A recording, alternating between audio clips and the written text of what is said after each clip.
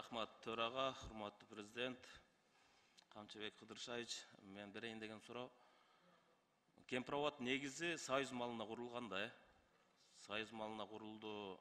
Бүгүнкү күнү суу маселеси Кемпирабад боюнча маселе болуп атат. Көп жерлерде айттыңыз, бул жерди алдык, бул жерди бердик депчи. Бирок биз Өзбекстандан бүгүнкү күнү суу биздин байлыгыбыз да, Кыргызстандын байлыгы, Кудай берген байлыгыбыз. Биз Өзбекстандан газды бүгүн бекер алып атабызбы же сатып алып атабызбы? Эмнени? Газ. Газды алган жокпуз аз биз. Алсак сатып алып атабыз газды. Мен ошого айтып атканымда, биз негизи сууну биз ошо Союз бузулгандан бери 91-жылдан бери суунун акысын ала элекпиз да кошуна өлкөдөн. Буну ушуну сүйлөшүп, биз силерге суу беребиз, силер бизге газды бергиле деп, бекер бергиле деп сүйлөшүү жолдоруна барса болобу эле? Урматтуу Тазабек Икрамович, бул маселе бүгүнкү шарт. Сиз дагы, мен дагы ушул залдага отургандардын көпчүлүгү туул элек маалда түзүлүп калган. Так, 1965 жылы. Сиз каалайсызбы, мен каалаймбы, же башкалар каалайбы, каалабайбы? Бүгүнкү күндө Кемпирабадка топтолуп аткан сууну 70 жылдан бери Өзбекстан пайдаланып келатат. Азыр дагы пайдаланып атат. Мындан ары дагы пайдаланганга толук шарттар түзүлгөн. Бул шарттарды сиз менен мен түзгөн эмеспиз. Так, биз азыр ошол түзүлүп калган шарттарды ошондо сүйлөшүлбөй, бизге төлөнбөй калып кеткен,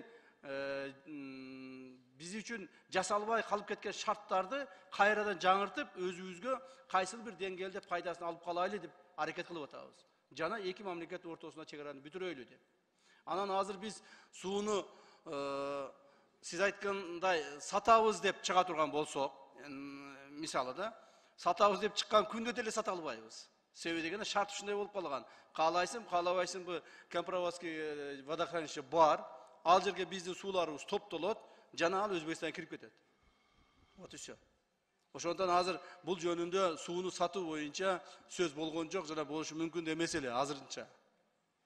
Мен ошону айтып атам да, негизи биздин суу байлыгы менен бизде мына өзүбүздө Кыргызстанда бир топ жерлери сууга суу менен камсыз болбой турат да.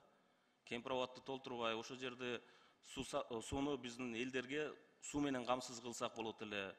Андан сырткары Кемпирабадтын суусу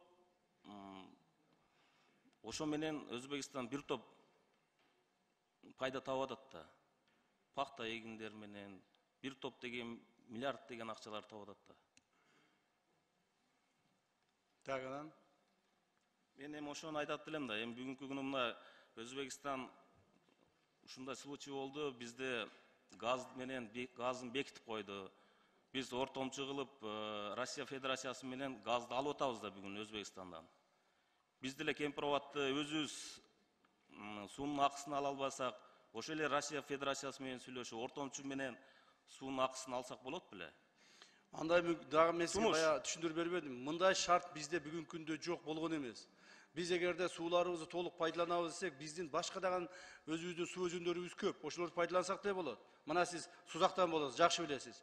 Чаңгет суусун тосуп туруп ошол жерге суу сактагыч курсак болобу? Болот. Аны биз кылбай келдик мына 30 жылдан бери, мындан мурда дагы.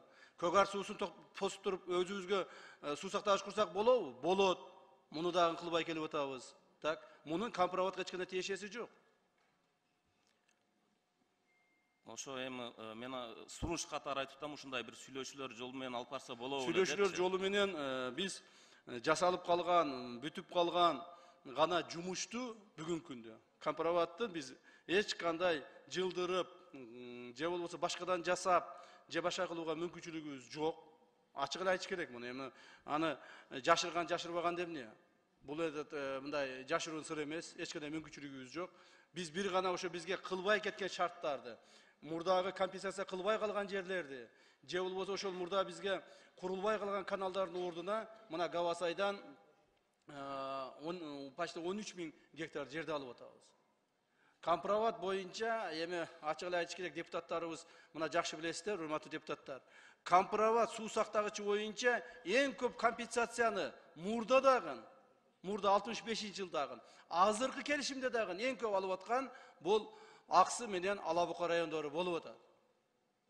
Эми ушуга биз бүгүнкү күндө мындай исторический бул факт да. Мына эме кылыш, например, Кампровод боюнча башка райондор, даже өзгөнүн району өзү албай калып атат.